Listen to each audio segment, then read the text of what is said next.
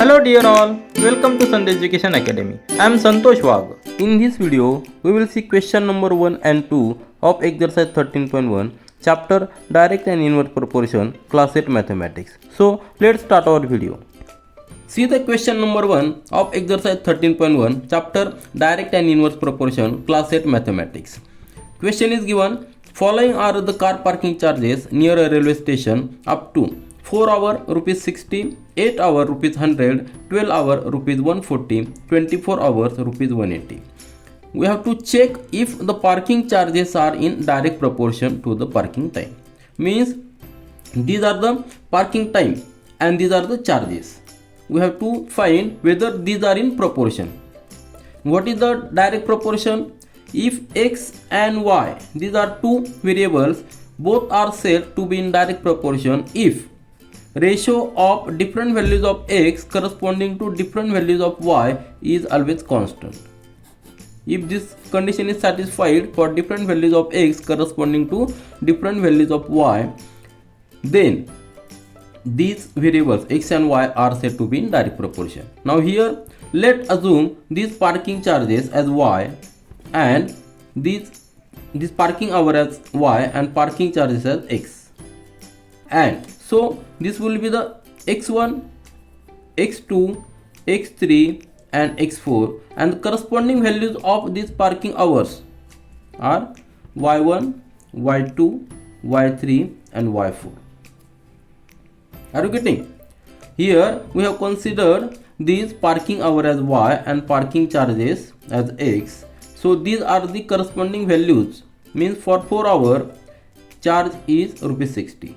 So here if we take the ratio of these x1 and x2, we must get the same ratio for x2 is to y2, isn't it? That is the meaning of this.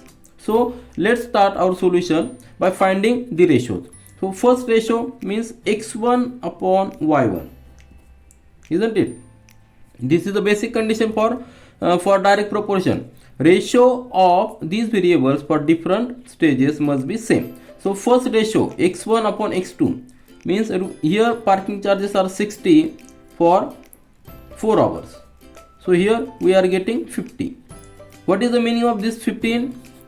15 means this is the rate of parking charges per hour, isn't it? Now for the second lot, if parking hour are 8 hours, then charges are 100. So take the next ratio means x2 upon y2, isn't it? So x2 upon y2, here x2 is 100, parking charges are 100 for 8 hour. Here we must get the same ratio, means we must get the rate of parking per hour same for the same all cases. But see the what is the ratio? Divide this 100 by 8, we get this 50, this 4, that will be the 12.5. Now see here, ratio is different. For the first condition ratio is 15 and for the second condition ratio is 12.5. What is the meaning of this ratio? Ratio means parking charges per hour. If we take the parking for 4 hours, we have to pay 15 rupees per hour. But in the next condition, for the 8 hour lot, parking charges per hour are 12.5. Means as time increases, as parking time increases, the charges also increases, but not in the same proportion, isn't it? What is the condition for direct proportion? Both must be increase or decrease in the same proportion. If the first variable is increased 2 times, second variable must be increased 2 times. That is the basic condition for direct proportion. Means here we are getting different ratios. So we can say these parking charges are not directly proportional to parking time. By taking the ratio of first two only we can conclude, but for better understanding, let's find the other ratios also, that is x3 upon y3. Here x3 is 140, parking charges are 140 and parking hour for 12 hours. Here Let's reduce is 70. Here 6, we will get 6 1 the 6, 6 1 the 6 and 0.66. For the third lot, means for if the parking hour is 12 hour, we have to pay rupees 11.66 per hour. Means as time increases, as parking time increases, the rate per hour decreases.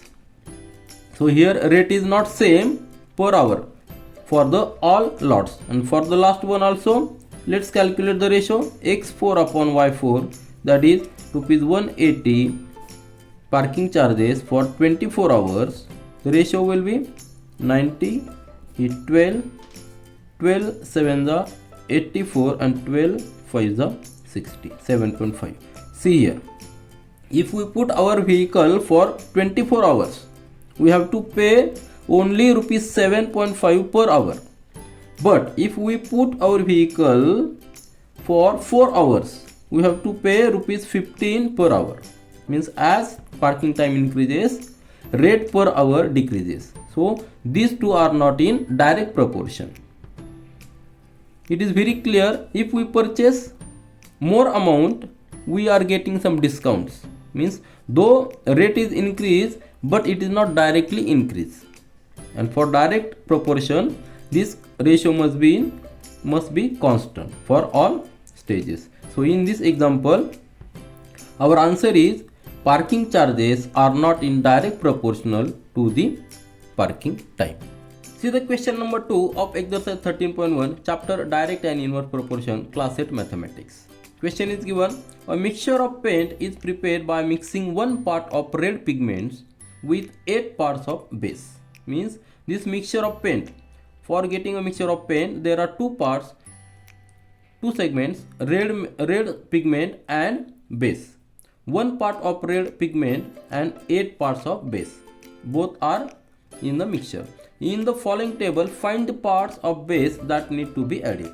This table is given. There are parts of red pigments are given 1, 4, 7, 12, 20, and respectively we have to calculate parts of base by considering this ratio, 1 part of red pigment and 8 parts of base. Means here what is our assumption? These are directly proportional. These are in direct proportion to get a mixture. Here we consider these are in direct proportion. Are you getting? So this is our basic condition, direct proportion. Now we know what is direct proportion. If x and y, these are 2 variables, these are said to be in direct proportion only if the ratio of different values of x to the corresponding different values of y is constant. Means as x increases, y also increases, but in same proportion. If x is double, y is also double. If x is triple, y is also triple. This is the basic condition for direct proportion. Now we will find this constant k. This constant k. Now see here, let's assume these parts of red pigments as x and parts of base as a y. Here what are the different values of x? This is the x1, x2, x3, x4 and x5, and the corresponding values of this y, these are y1, y2, y3, y4 and y5. These are the corresponding values of y to the corresponding values of x. Now we know this constant k is same for all ratios. If we take the ratio x1 upon y1, that is k. If we take the ratio x2 upon y2, that is also k. So now here we can find the k because we know the values of x1 and y1. So x1 upon y1, that is equal to k. x1 upon y1, that is equal to k. Here value of k. See here, value of k we can find as x1 is 1 and y1 is 8, that is equal to k. So we got the value of k, that k is equal to 1 upon 8, means 1 part of red pigment and 8 parts of base. This is the value of k. So this k is constant for all remaining. So let's calculate this second this ratio x2 upon y2, that is also equal to k, isn't it? x2 upon y2 is also k. Now we know the value of k. K is constant, that is same for all different values of x1 corresponding to different value of y2. So k is 1 upon 8. Now x2 is 4. So 4 upon y2. We have to calculate the value of y2. Take the cross multiplication, means y2 into 1 is equal to 4 into 8. So y2 is equal to 4 into 8, that is equal to 32. So we got the value of y2 as 32. So put this value here in this table. What is the meaning of this?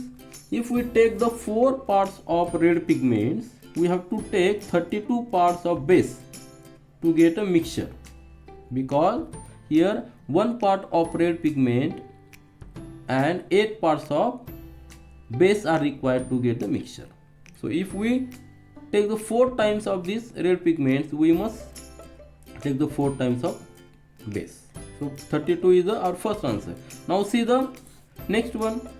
Next one means this ratio x3 upon y3, that is also equal to k, because this is the basic condition for direct proportion.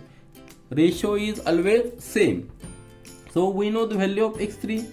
x3 is equal to 7 and y3 we have to calculate y3, that is equal to k, and k, what is k? 1 upon 8. So put value of k 1 upon 8. Take the cross multiplication, we get y3 equal to 7 into 8, that is y3 equal to 56. Thus we got this y3 value as 56. What is the meaning of this? If we take the 7 parts of red pigments to get a mixture, we must add 56 parts of base for this getting a mixture. Similarly, calculate the next one, that is x4. x4 upon y4. Constant is k, which is same. Now value of x4 is 12. 12 parts of red pigments. We have to calculate the value of parts of the base y4, and constant is 1 upon 8, which is constant. Take the cross multiplication. 12 into 8 is equal to y4 into 1, that is y4 equal to 12 into 8. So y4 is equal to 12 into 8 is 96. So we got the value of y4 as 96. Means 96 parts of base are required if we take the 12 parts of red pigments. Now similarly, this is the last one, that is x5 divided by y5, and constant is k, isn't it? So what is x5? x5 is 20 and y5 we have to calculate. K is 1 upon 8. Take the cross multiplication. y5 is equal to 20 into 8. So y5 is equal to 160, isn't it? So 160 parts are required of base. 160 parts of base are required to get a mixture if we take 20 parts of red pigments. Thus it is very simple example of direct proportion, means values of x and y are varying directly proportional to each other, means x increases, y also increases, but in the same proportion, means 1:8. This is the ratio. 1:8. This is the ratio, and that will increase even if we take the further at x6. If we take the 100 parts of x, 100 parts of red pigments, then there will be 800 parts of base to get a mixture, because there is same proportion. If we take the ratio, that is also same. This is all for this video. We will meet again in our next video. Do learn, do enjoy. Thank you.